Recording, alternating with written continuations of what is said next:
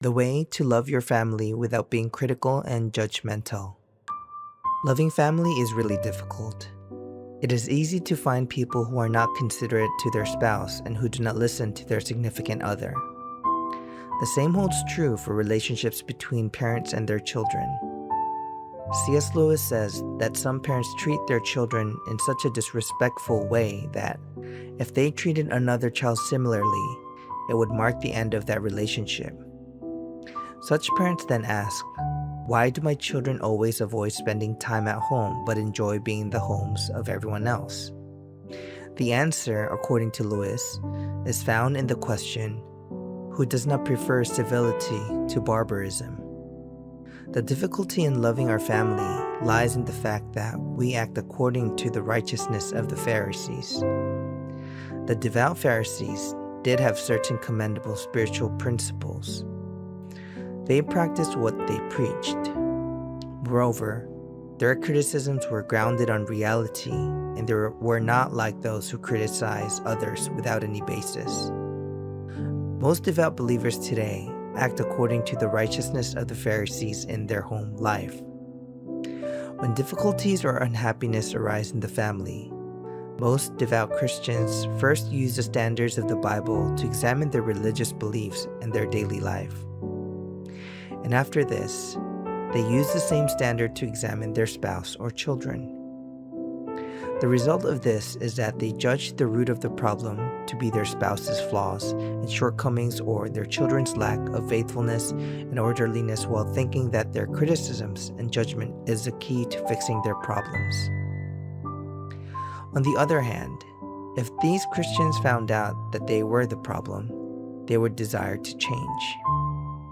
They would even confidently go to a counselor to figure out who is causing the problem. But no familial problem gets resolved by acting according to the righteousness of the Pharisees. There are 3 reasons why it is not possible to make family life more like paradise. The first reason is that criticism and judgment directed toward other family members will create in others a desire to retaliate and take revenge.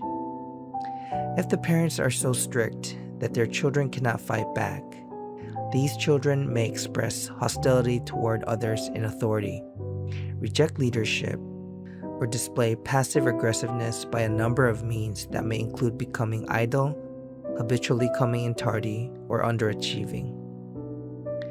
The second reason is that there is a bigger log in the eye of those who criticize and judge their family. When we criticize and judge others, the twin sins of anger and contempt stick to us like our shadow.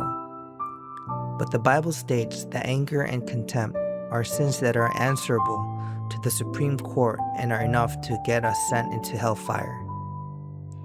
The third reason is that those who criticize and judge are like the blind who cannot see the true image of their family. Christians are a new creation with a new Father and a new source of power and a new shepherd who leads their life. It is clear that someone who cannot see these truths in others cannot offer proper help. We have to surpass the righteousness of the Pharisees and attain the righteousness of a Christian.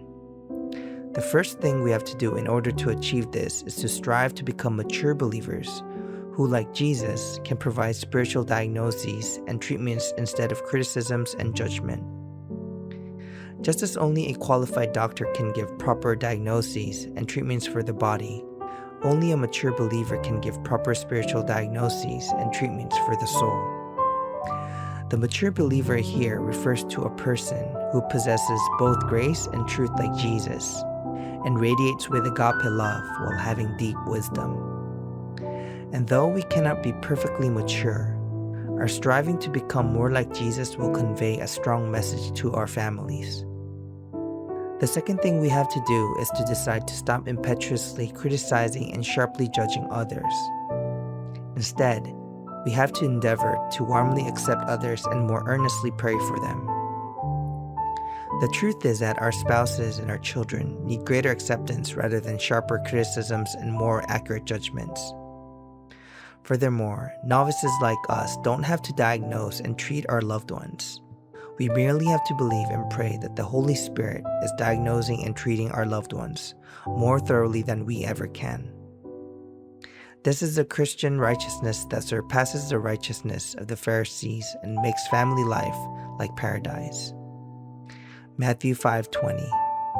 For I tell you that unless your righteousness surpasses that of the Pharisees and the teachers of the law, you will certainly not enter the kingdom of heaven.